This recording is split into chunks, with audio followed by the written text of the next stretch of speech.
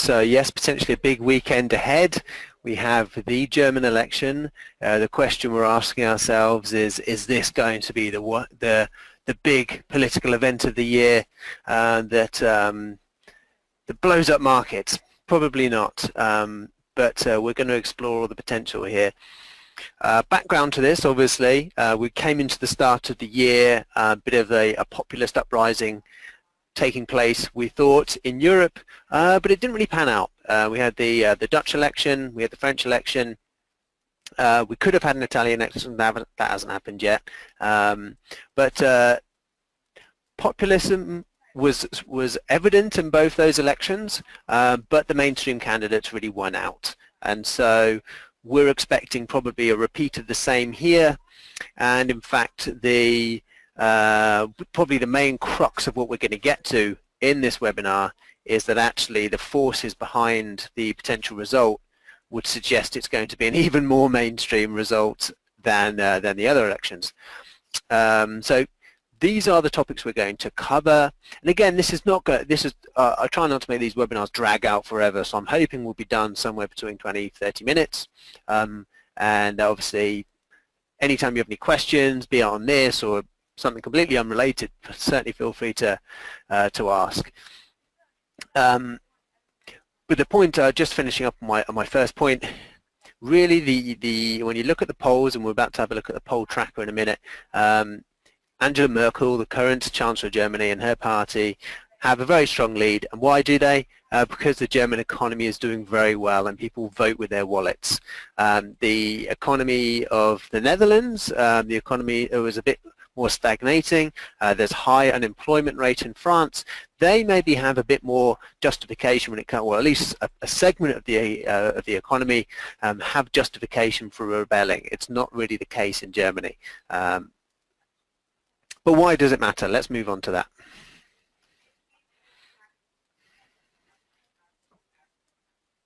So it's the fourth largest economy in the world, and so we, as a global citizen standpoint, with the viewpoint that actually global growth is good for every country, not so much from the standpoint that one country steals growth from the other, but more that we all rise together. We want Germany doing well, and if there's a political result that spoils that potential, obviously that's negative for global growth, and generally by nature, if growth is weaker, then company earnings are going to be weaker, and it can, the prospect of weaker growth can obviously switch speculation within currency markets. It dominates the European economy.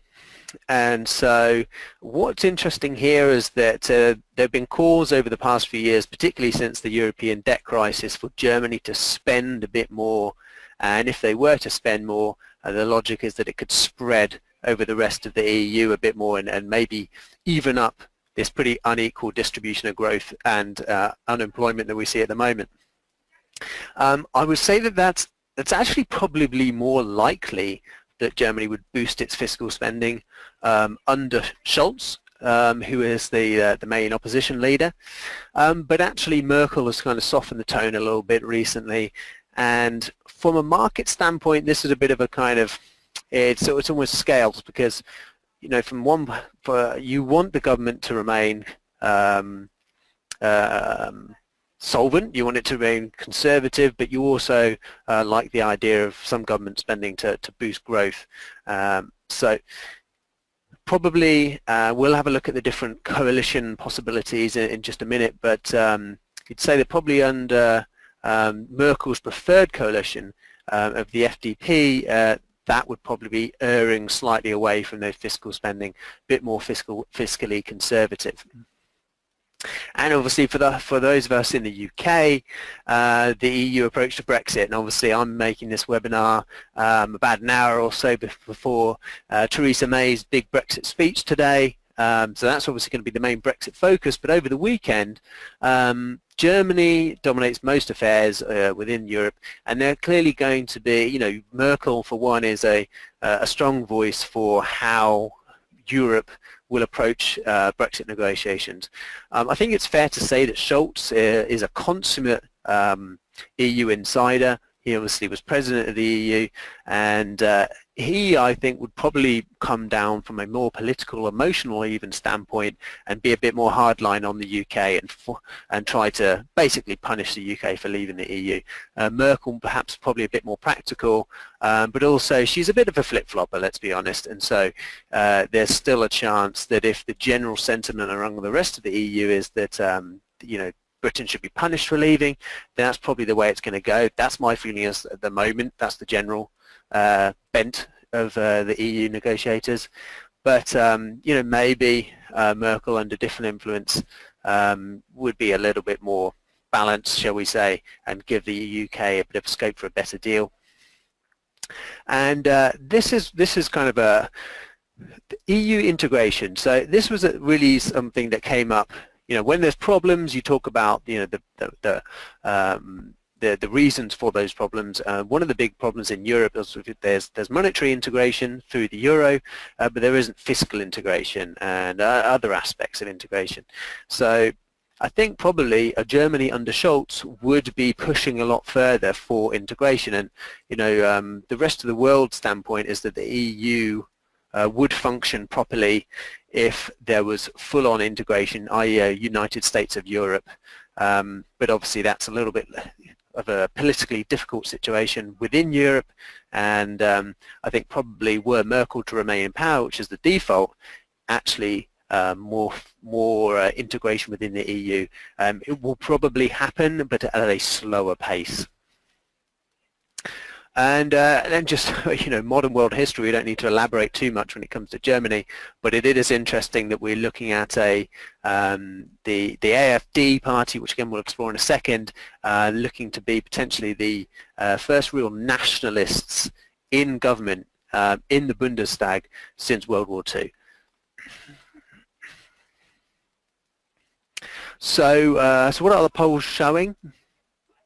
So the CDU, the Christian Democratic Union, is Merkel's party. They've just so this was a little bounce that the SPD got, which is which is led by Scholz. Basically, when he announced he would be the leader, he kind of stepped away from the EU, announced he'd be the leader of the SPD, got a little bounce, but it didn't last too long, and it's faded and it's been pretty much declining since.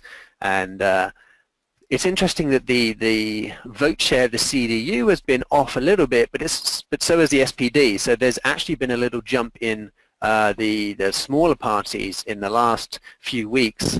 And interestingly, the AfD, the Alternative to Deutschland, the Populist Party we're talking about, they're actually the potentially one of the largest parties, and I think it would be a little bit of a shock to the German system, in fact, if the AfD came out as the third largest party in Germany. That would be quite a big deal. So one thing we want to be looking out for here, and I've lined out what I think would be like kind of good and bad results, but very bad, and we're talking from a market standpoint here, is that the AfD are actually part of a coalition. They'd have to have a dramatically higher result than 10% for that to be the case. It'd probably have to be plus 20%, and that would obviously then depend on how much the other parties splintered and what the SPD came with. Because at the moment there's a grand coalition, and I mentioned that under our good scenario that you can see here. I think, faced with the choice between another grand coalition, which both parties don't really want at the moment, and joining up with the AfD, obviously they would favour most politicians would probably favour the grand coalition again. What would be quite bad? Well, that would be if Scholz wins and Merkel loses. But I say quite bad because keep in mind here that really part of the reason why Scholz, I mentioned the economy at the start, but the other reason that Scholz is not really in with much of a chance here is that because there's been this grand coalition government. So in essence, how does the SPD say, oh, what you've been doing is bad, when they were part of the government? They were doing it too. So there's the room for criticism, and hence the kind of choice for Germans is kind of limited in this election. So then I've mentioned the good scenario, and maybe another grand coalition would be sort of the status quo, which is always quite preferable from a market standpoint. Very good, Merkel just completely slams it, comes in way at maybe plus 40% of the vote, and she's able to choose her own running mate.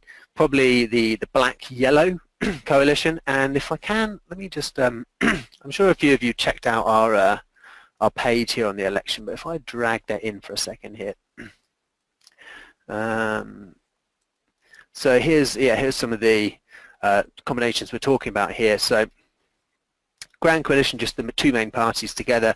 To make it is the Greens, the FDP, and the CDU, and probably ideally for Merkel it'd be this black-yellow combination, which probably seems the least likely, but she would have the most influence over policy, and probably it would be a slightly more liberal bent. So it'd be a bit more pro-business, but slightly less pro EU integration. But I think that would probably overall be seen as the best result from a market standpoint.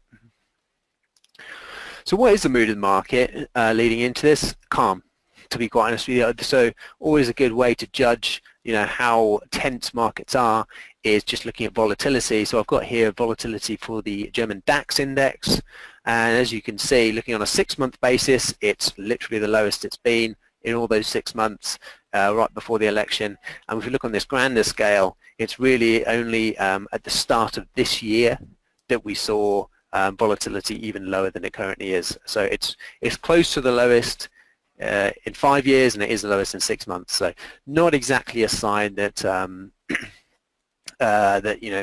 stock investors in Germany are shivering in their boots about this potential result. But upside of that is if we do get a shock, you can imagine that volatility is going to spike pretty rapidly, and you'd imagine typically when volatility spikes, you see a downturn in stocks. That'd be a downturn in the DAX. And likewise, the other main market we want to consider here is just the euro. And again, this is on a sort of going back to 2014, and we're not at the lows in the euro. We've had a good rally in the euro recently. It's not really been German election related.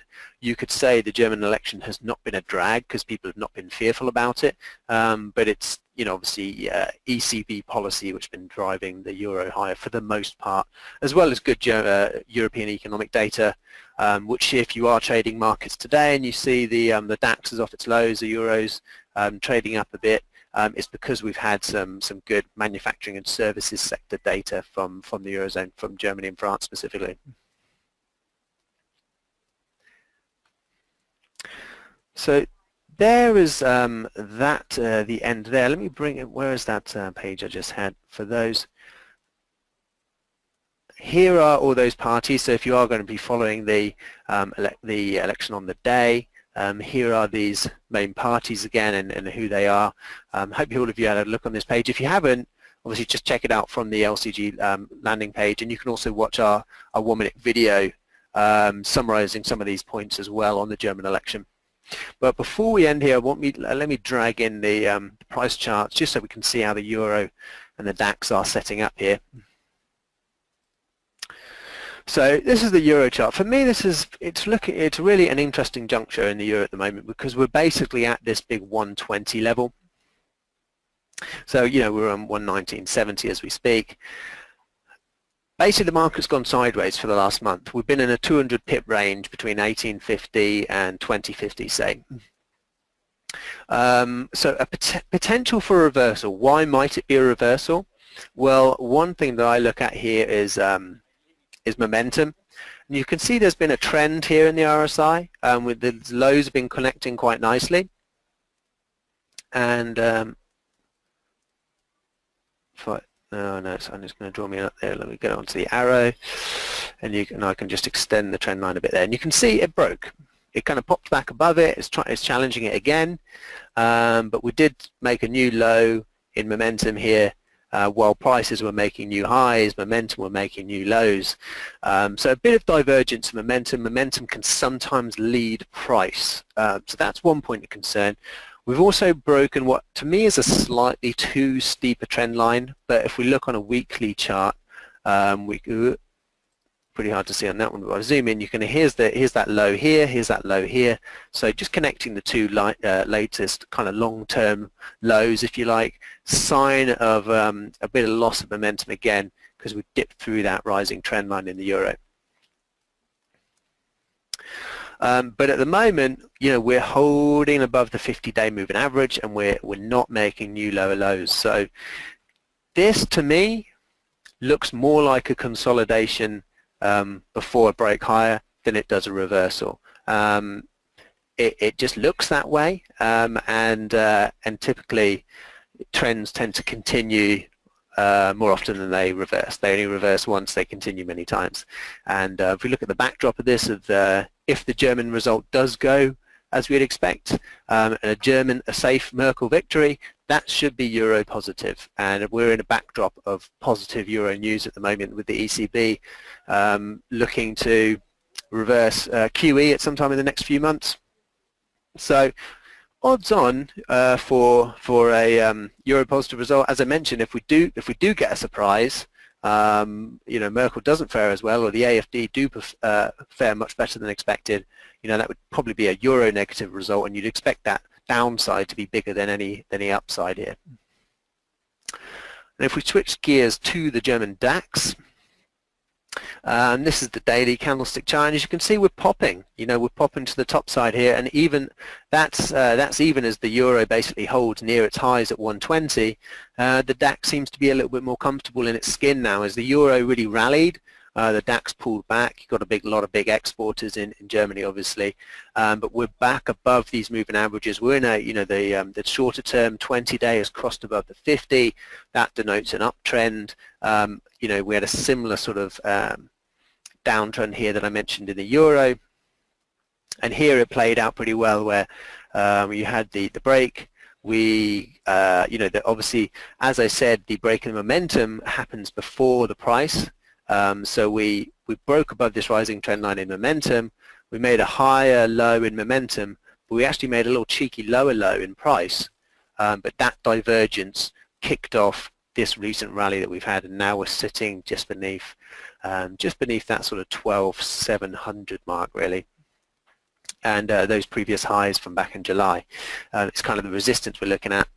Again, a decent result for Merkel. You would expect what is currently an uptrend, or the reversal of a correction, and potential of a new longer-term uptrend when we take out these highs up here near 1300 to be continued. Again, we'd started to take out some lower lows on a long-term basis here. So whether a shock result, this would actually, with the benefit of hindsight, would be a dead cat bounce before we head lower. Doesn't seem like that's probably going to happen, though.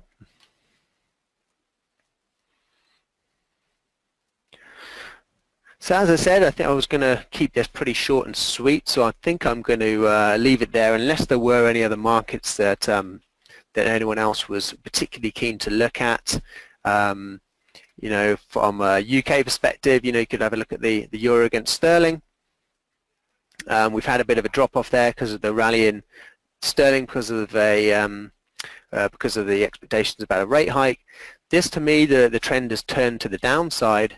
But again, if you are a fan of buying after a sharp dip, signs of a potential bottom here, and obviously that German election result could be the trigger for a bit of euro strength and a stronger rebound here. Otherwise, thank you very much for attending today. I'm going to sign off. Good luck with trading for the rest of today, and make sure to check out the Monday webinar, which will be at the usual time at 12:30. Thank you, everyone. Cheers.